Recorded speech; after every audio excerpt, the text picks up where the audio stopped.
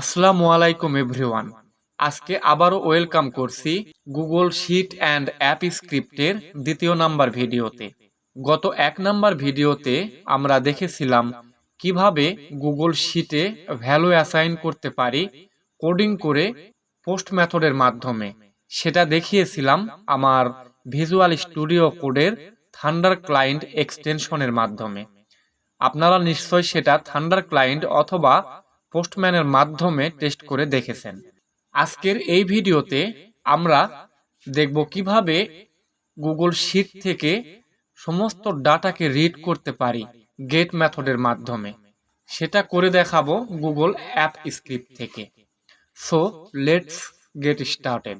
আমরা আবারও চলে যাব এখান থেকে এই যে এক্সটেনশনে, তারপর এখান থেকে চলে যাব অ্যাপ স্ক্রিপ্টে। এখানে দেখতে পাচ্ছি গতকাল আমরা যে কোডগুলি করেছিলাম সেই কোডগুলি, এটা ছিল পোস্ট মেথড। আজকে আমরা সেম ভাবে একটি ফাংশন ক্রিয়েট করব এবং সেই ফাংশনের মাধ্যমে আমরা গেট করব এই গুগল শিটের সমস্ত ডাটাকে। ঠিক এই ফাংশনের উপরে আমরা আবারও একটা ফাংশন ডিক্লেয়ার করব। এই ফাংশনটার নাম দেব ডুগেট এবং এই ফাংশনের ভেতরে একটা ভেরিয়েবল নেব।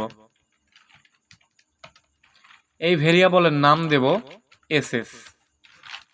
তারপর এখানে যে ভ্যালুটা অ্যাসাইন করব সেটাও গুগল অ্যাপ স্ক্রিপ্টের কোয়েরি।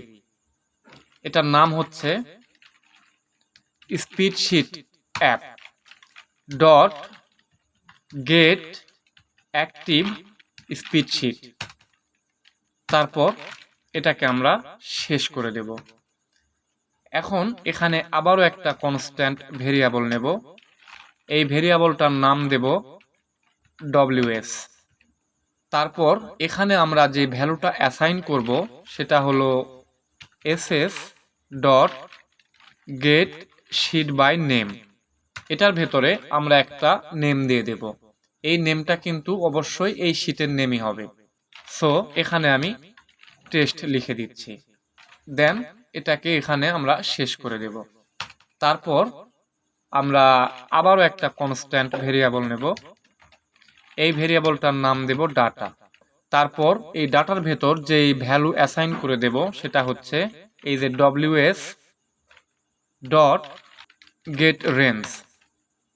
অ্যান্ড এই রেঞ্জের মধ্যে আমাদেরকে ক্যাপিটাল লেটারে এ দিতে হবে, তারপরে 1।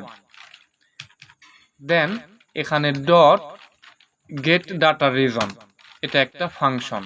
দেন ডট গেট ভ্যালুস, এটাকে আমরা শেষ করে দেব। আবারও একটা কনস্ট্যান্ট ভেরিয়েবল নেব। এই ভেরিয়েবলটার নাম দেব হেডার্স। অ্যান্ড এটার মধ্যে যেই ভ্যালু অ্যাসাইন করব সেটা হচ্ছে এই যে ডাটা ডট শিফট। দেন এখন আমাদেরকে যেটা করতে হবে সেটা হচ্ছে এখানে একটা ম্যাপিং করব এবং ম্যাপিং করার পর এই সমস্ত ভ্যালুগুলো আমরা রেখে দেব একটা ভেরিয়েবলের ভেতর। তার জন্য এখানে আমি আবারও একটা কনস্ট্যান্ট ভেরিয়েবল নিলাম এবং এই ভেরিয়েবলটার নেম দিলাম জেসন অ্যারে। অ্যারে আকারে আমরা ভ্যালুগুলো পাবো এটার ভেতর। দেন এখন এখানে লিখব ডাটা ডট ম্যাপ। দেন এখানে আমরা একটা ভেরিয়েবল ডিক্লেয়ার করব। এটার নাম দিয়ে দেব ওবিজে। এটা একটা এমটি অবজেক্ট। এখানে হেডার্স ডট ফরিস। এই ফরিসের ভেতরে আমরা যে ভ্যালু পাবো, প্রথম ভ্যালুটা আমরা এইচ এর ভেতর রেখে দেব এবং দ্বিতীয় ভ্যালুটা আমরা রেখে দেব আয়ের ভেতর এবং এটার ভেতরে লিখব ওবিজে। ওবিজের এই যে অ্যারেটা, অ্যারের ভেতরে এইচ কে ইমপ্লিমেন্ট করব এবং এই পুরোটার ভেতরে আমরা অ্যাসাইন করে দেব এই যে আর এর ভেতর আইটাকে। That's it. এটাকে শেষ করে দেব। তারপর আমাদেরকে এটা রিটার্ন করে দিতে হবে। এখানে এটা শেষ করে দিলাম। দেওয়ার পর এখানে রিটার্ন করে দেব ওবিজে। দেন এটার বাইরে আমরা আবারও একটা কনস্ট্যান্ট ভেরিয়েবল নেব। এই ভেরিয়েবলটার নাম দেব রেসপন্স এবং এখানে আমরা অ্যারে অ্যাসাইন করে দেব। এই অ্যারের ভেতরে হবে অবজেক্ট। এই অবজেক্টটার একটা স্ট্যাটাস কোড দিয়ে দেব আমি। এটার স্ট্যাটাস কোড হবে এখানে, যদি এটা রেসপন্স করে তাহলে স্ট্যাটাস হবে 200। দেন আমরা দেব ডাটা। এই ডাটার ভ্যালু হবে এই যে এটা জেসন অ্যারে। আমি ভ্যালুটাকে এখানে দিয়ে দিলাম এবং এখানে এটাকে ক্লোজ করে দিলাম। দেন এখানে আমরা রিটার্ন করে দেব। যেটা রিটার্ন করব সেটা হলো content service dot create text output. এটার ভেতর আমরা এই রেসপন্সটাকে জেসনে কনভার্ট করব। তার জন্য এখানে লিখব জেসন ডট স্ট্রিংইফাই। এই স্ট্রিংইফাইয়ের ভেতরে আমরা এই যে রেসপন্সটাকে দিয়ে দেব। তারপর এখানে ডট সেট মাইন্ড টাইপ। এটার ভেতরে content service dot mind type dot Jason. That's it, আমাদের কাজ শেষ।